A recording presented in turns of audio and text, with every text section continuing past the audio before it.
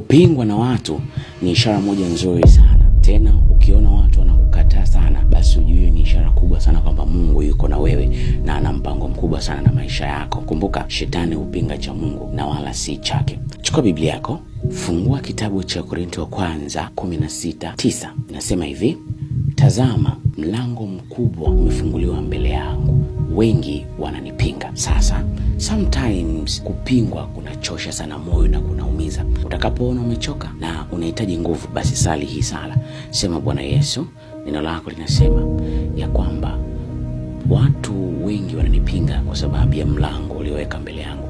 Mimi Mungu, naomba unijalie nguvu, unijalie hekima, unijalie uwezo wa kustahimili mpaka pale kile ambacho umeweka ndani yangu kitakapokuja kudhibitika ama kudhihirika mbele yako, ili mapenzi yako yatimie.